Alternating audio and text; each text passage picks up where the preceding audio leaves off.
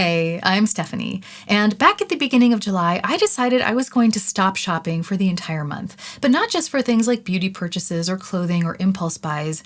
I decided I wasn't going to shop for anything that wasn't directly related to my survival. I kept it really simple with just two rules. I couldn't buy things unless they were directly related to my health, safety, and well-being, and I also could not browse at all. Of course, I wasn't planning on leaving the Western world to do this project, so I had to allow myself to buy certain items.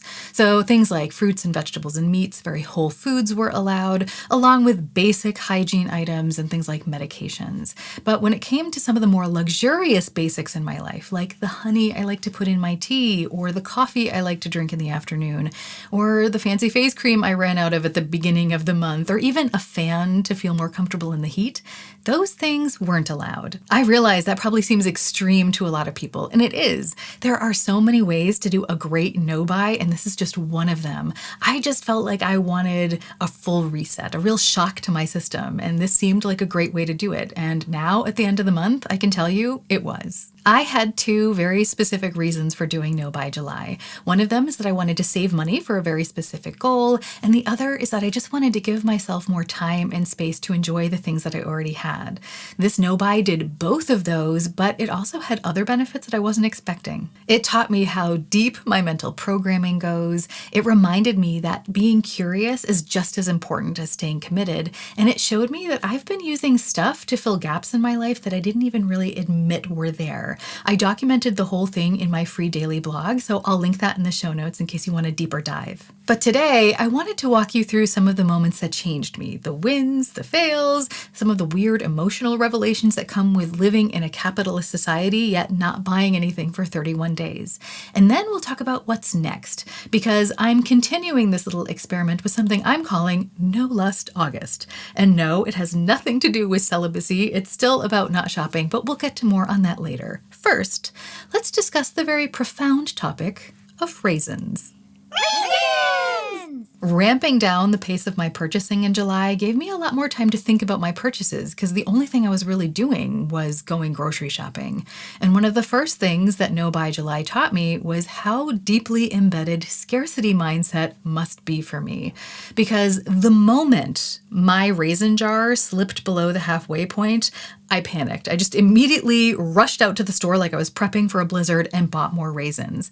And it's just weird because number one, raisins are easy to find. There are probably at least 5 stores within a mile of my house that sell raisins, so it's not like a scarcity item. And second of all, raisins aren't like my favorite food or anything. I just put them in my oatmeal in the morning sometimes, but not always. So it's not like I need raisins to have my breakfast. But buying raisins was allowed on my no buy. That wasn't the issue. It was the timing that made me think. I realized something when I panic bought raisins, and that was I wasn't shopping for food. I was shopping for certainty. And I do this all the time with all sorts of things. Skincare, clothing, guitar picks, pens, weird pantry items. I buy them not because I need them, but because the idea of going without them, even for a short amount of time, makes me really uncomfortable. Now, please don't misunderstand me. I don't think there's anything wrong with having a small stock of basic items in the house. That sort of thing is responsible and it's about being prepared. But I was trying to be really honest with myself this month, and when I took a real clear look at what was going on inside, I think it was about something different because raisins aren't a very important item to me. If I never saw another raisin again for the rest of my life, I don't even think I'd be sad. Oh, shucks. So I think what's happening is that I'm trying to solve constant low-grade anxiety with purchases. And it makes me wonder how often I've mistaken low stock for an emotional emergency. Then there was the honey incident. One day I ran out. It's the sort of thing I like to use to sweeten my tea or maybe drizzle a little bit over some plain yogurt, but it doesn't feel like an essential to me. It feels more like a luxury. So according to my no-buy rules, I couldn't replace it. So instead, I stood in the kitchen swirling tea around the empty honey jar, hoping for one last molecule of sweetness. And something inside me just kind of broke. It was like I was back to being 23 years old again, living in a damp basement apartment, counting pennies, dreaming of a life where I could afford a luxury like honey. Back then, I would have felt so rich just to have honey in the cupboard. And now I can. I'm living the life I used to wish for, but somehow I forgot that. And a similar thing happened with my skincare. Out of my curated collection of lotions and potions, my multi-action cream is my favorite, and I ran out at like the very beginning of July. So I spent the rest of the month smearing my face with Diaper cream because that's what I had on hand. It is not nearly as cosmetically elegant, but it moisturizes, it's rosacea safe, so it worked. And it reminded me that I spent the entirety of my 20s and the majority of my 30s not being able to afford an absurdly priced face cream like that. So I know for a fact I can survive without it, and that is exactly what I'm going to do until I can afford that camera I'm saving for. So this no-buy didn't just reveal anxiety, it clarified my priorities and it revealed gratitude. Gratitude that, if I'm being honest, had gotten a little bit quiet lately. Lifestyle creep had gotten the best of me, and this no-buy showed me that my scarcity mindset had been growing with me the whole time. Sometimes going without is healthy, and this really felt like one of those times because I got something really valuable in return, and that's perspective. But it's not like the whole month was just smooth sailing and deep enlightenment. There were some moments when the spell almost broke. One of them happened in the wild when I smelled a whiff of a perfume that I've wanted for years on a very elegant passerby, and it was like my thumbs just immediately went to my phone and I wanted to see if maybe that perfume happened to be on a 99% off sale. But I took a breath, I stopped, I didn't browse, I put the phone down, and I went home and I lined up every fragrance that I have like I was a mad scent scientist, a layering lunatic. So I mixed and matched and built an olfactory collage that was spicy and cozy with a hint of vanilla and an echo of fruit, and it was fabulous. And that's when it hit me. Yes, I do really like that perfume, but I think that's not what I actually wanted in the moment. I think what I really wanted was a feeling. I wanted to feel expensive and magnetic, but slightly unapproachable in a way that says, yes, I am a very elegant fruit pie. And I had everything here at home to do that.